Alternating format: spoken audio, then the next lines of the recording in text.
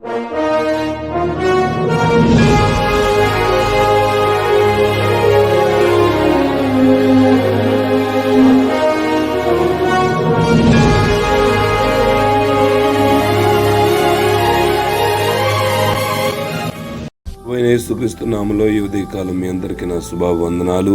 ఈరోజు దేవుని వాక్యం సామెతల గ్రంథం 16వ అధ్యాయం 17వ వచనం.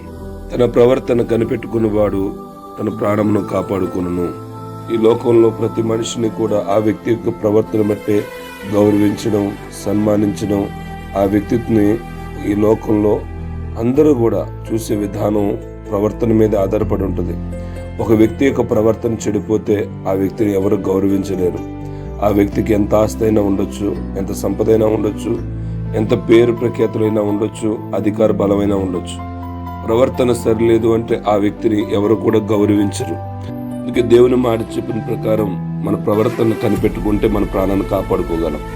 ప్రవర్తనే మన జీవితానికి గౌరవాన్ని తీసుకొచ్చేదైనా, పతనానికి నడిపించేదైనా, లేదా పాతాళానికి నడిపించేదైనా ప్రవర్తన మీద ఆధారపడింది. కనుక మన ప్రవర్తన ఎలా ఉందో మన లోకం కూడా అదే విధంగా గౌరవిస్తాం. మన ప్రవర్తన చెడిపోతే లోకం గౌరవించదు. మన ప్రవర్తన బాగుంటే లోకం అన్ని విషయాలు సన్మానించి ఉన్నతమైన స్థానంలో చూస్తుంది. అందుకే దేవుడు అంటాడు, ఒకరి ప్రవర్తన దేవుడికి ఇష్టమైతే అతని శత్రువులు సహితం మిత్రులు అయిపోతారంట.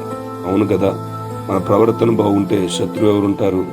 మన ప్రవర్తనే సరిగా ఉంటే ఈ లోకంలో అవమానాలు ఎక్కువ ఉంటాయి. మన ప్రవర్తనే సరిగా ఉంటే నేను గౌరవించింది ఎవరు? అందుకే దేవుడు చెప్తున్నట్టుగా మన ప్రవర్తన సరవ్వాలి. దేవుని వాక్యంలో ఇలా రాయబడింది, నీ ప్రవర్తన అంతటి యందు దేవుని అధికారానికి ఒప్పుకో. మన ప్రవర్తనలో మన అధికారం ఏముంటే అందులో అన్ని రకాల తప్పులు ఉంటాయి. కానీ మన ప్రవర్తన అనగా ప్రవర్తన అంటే అర్థం మన నడవడిక, మనం నడుచుకునే విధానం, మనం చూసే చూపులు, మాట్లాడే మాట, ఎదుటివారితో ప్రవర్తించే విధానం, ఇవన్నీ కూడా మన జీవితంలో మనల్ని గౌరవించడమైనా లేదా అందరి ముందు అవమానం తీసుకురావడమైనా ఈ ప్రవర్తన బట్టే ఉంటుంది. అందుకే దేవుడు అంటాడు, మన ప్రవర్తన అంతటి మీద దేవుడి అధికారానికి ఒప్పుకోవాలి. దేవుడి అధికారం మన ప్రవర్తన మీద ఉంటే మన ప్రవర్తన సరైపోద్ది. దేవుడు చెప్పినట్టుగా మన ప్రవర్తన ఉండాలి. ఆయన అంటాడు, నేను చెప్పిన మాట ప్రకారం నీ ప్రవర్తన ఉంటే అది నీకెంత మేలు అంటాడు. మరొక చోట రాయబడింది, యథార్థంగా ప్రవర్తించే వారికి ఆయన ఏ మేలు చేయక మానడు. మన ప్రవర్తన యథార్థంగా ఉండాలి.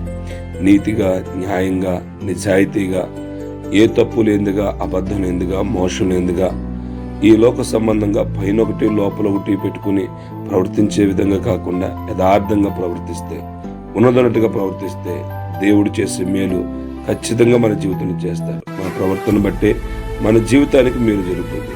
అందుకే మన ప్రవర్తన మీద దేవుని అధికారాన్ని ఒప్పుకున్నాం. ఆ ప్రవర్తనను సరైన మార్గం నడిపించేవాడు దేవుడే. ఆ కృప దేవుడు మనకు దయచేయునుగాక. ఆమేన్.